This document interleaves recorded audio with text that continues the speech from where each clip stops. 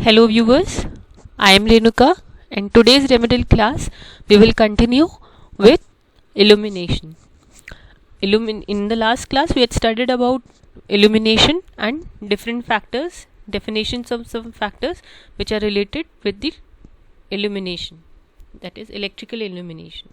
Now we will continue with some more definitions of parameters and then we will look into the laws of illumination. Beam factor, the ratio of lumens in the beam of projection to the lumens given out by lamp is called beam factor. This factor takes into account the absorption of light by reflector and front glass of the projector lamp. Its value varies from 0.3 to 0.6.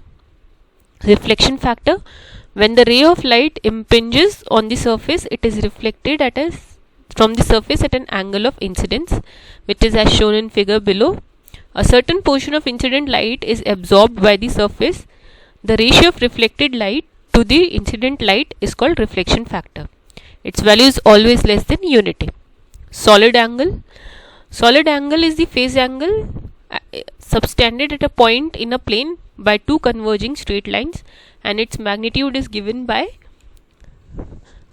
below. Luminous point is I candela, and therefore lumens power phi is equals to 4 pi I lumens. Now for a point source, illumination E is equals to phi by A, where phi is I omega and omega by A. Now we will multiply by AR square. Phi can be written by AR square, and the point illuminations comes out to be I by R square.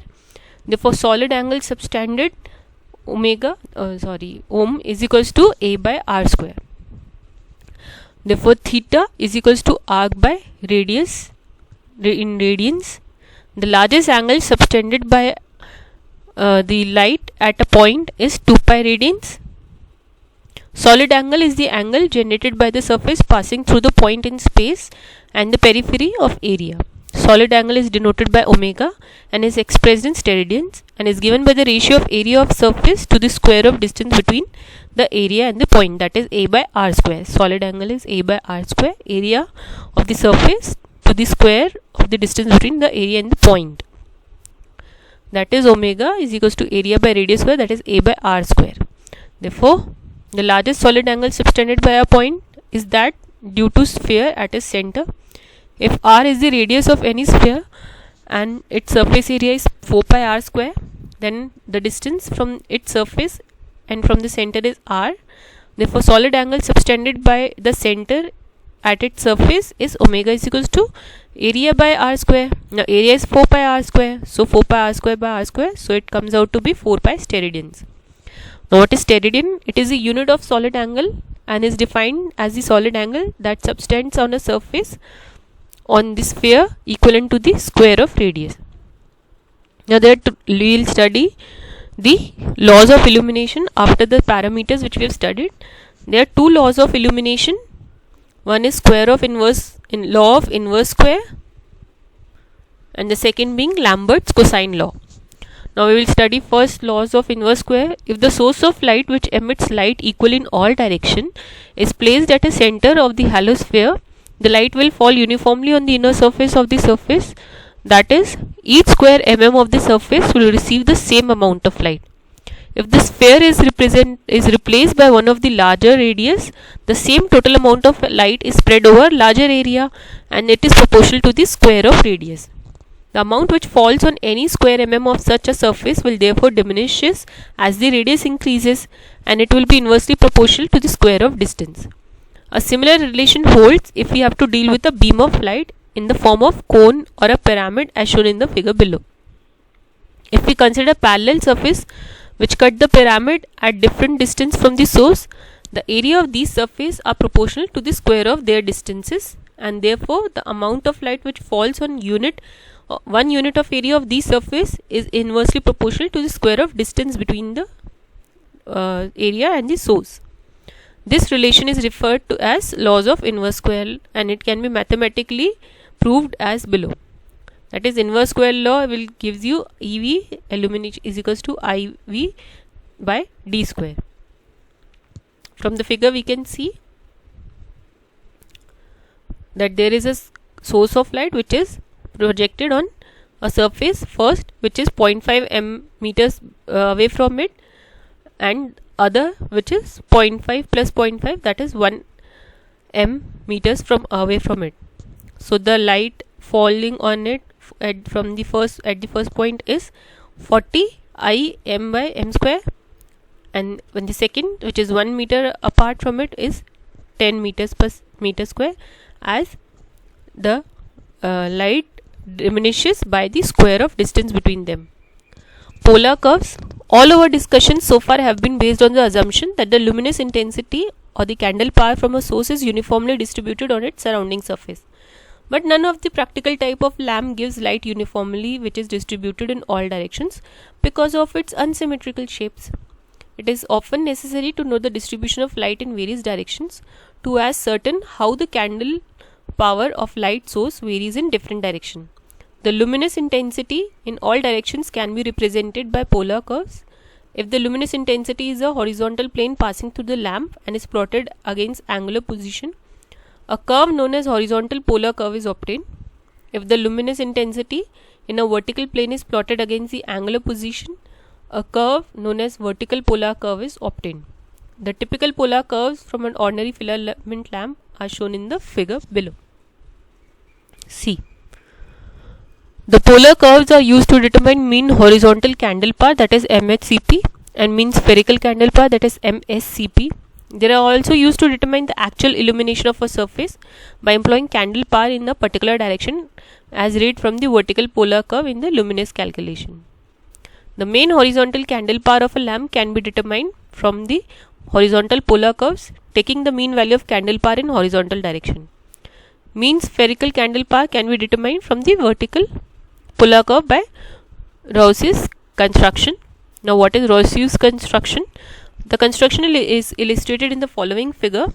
A semicircle of convenient radius is drawn with the pole of a polar diagram as center. The line CD is drawn equal and parallel to the vertical diameter YY dash.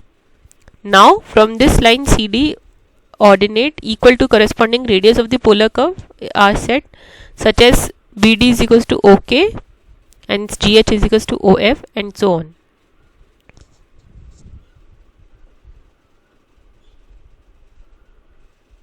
See in this figure. Here we are drawing Roussier's construction. This is BD, which we draw similar, which is equal to OK, that is OK. Then GH is drawn, which is equal to OF, this.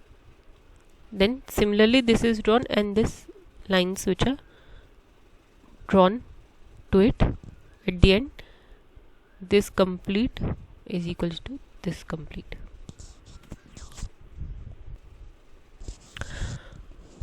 The line CD is drawn equal and parallel to the vertical diameter YY dash. The curve obtained by joining the ends of these ordinates are known as Roussier's curve, and the mean ordinate of this curve gives the MSCP, that is mean spherical candle power of the lamp having polar curves, is given as following figure. The mean ordinate of the curve, that is area drawn by this curve upon length CD. The area under the curve can either be determined on graph paper or found by Simpson's rule. This curve. Now, photometry. Candle power of a source in any given direction is measured by comparison with standard or substandard source, employing photometer bench and some form of photometer. The experiment is performed in dark room with dead black walls and ceiling in order to eliminate the errors due to reflection of light. The photometer bench consists essentially of two steel rods which carry stands or straddles for holding the two sources, and carriage of the photometer head, and for any other operators employed in making measurements. One of the bar carries a bar strip Graduated in centimeters and millimeters, the carriages which slide upon bench have expecting that carrying the photometer head, a circular table which can be rotated in horizontal plane and clamped in any position. The circular table is provided with scale graduated in degrees round its edge so that the angle of rotation of the lamp from the direction of axis of the bench can be measured.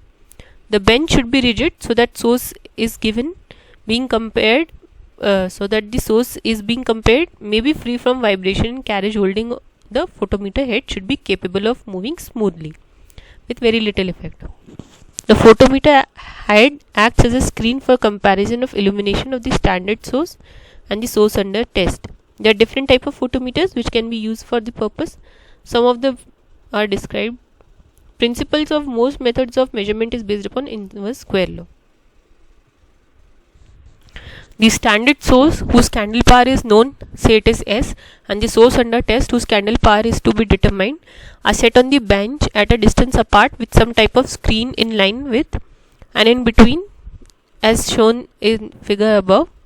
The photometer head or the screen head is moved in between the two fixed sources until the illumination on both the sides of the screen is same. If the distance of the standard source and source under test T from the photometer heads are L1 and L2 respectively, then according to inverse square law, the candle power of source under test is direct. We know that it is inversely proportional to the distance between the square, and since it is constant, area is constant, so that cutters out. So the candle power of the source under test upon candle power of the standard source is L2 square by L1 square, that is, it is inversely proportional. So the second being at the numerator, and the distance from the source to the object for the first under test, L1 is at the denominator. So the candle power of the source under test is equals to S into L2 square by L1 square, which is candle power of the standard source. Now what is integrating sphere? Integrating sphere is the source of apparatus which is now commonly employed for measurement of mean spherical candle power. In this method, a sphere is used to measure the total flux radiated by the lamp, which when divided by 4 pi gives us mean square candle power. Since in this method flux radiated in all directions is taken into account, so this method is better than the described in which it was assumed that the candle power distributed is same in all vertical planes, as assumptions which may not be justifiable. The integrating sphere consists of hollow sphere whose diameter is large as compared to the lamp to be tested, having smoother inner surface with a uniform coating of the white paint. If the lamp is hung inside the sphere, the light is so diffused and uniform illumination is provided over the whole surface. A small window of translucent glass provided at one side of the sphere is illuminated by reflecting light from the inner surface of the sphere. The small screen is inserted between the lamp and the window in order to prevent the light from the lamp reaching the window directly. Now there are different type of source of light. According to the principle of operation, it can be grouped as follows. Arc lamps, that is electrical discharge through air gives intense light, and this principle is utilized in arc lamps. High temperature, oil and gas lamps and incandescent filament lamps which emit light are heated. When heated to high temperature gives us light. Gaseous discharge lamps, when certain conditions it is possible to pass electric current through a gas or metal vapor which is accompanied by visible radiations. Sodium and mercury vapor lamps operate on this principle. Fluorescent type lamps, certain materials when exposed to ultraviolet rays, they absorbed energy into the radiation of longer wavelength lying within the visible range. This principle is employed in fluorescent lamp. I hope till now the basics of illumination and different types of illumination different types of source of light, that is illumination, are clear to you. The two laws of illuminations have also been explained in this remedial class. I hope it is clear to you.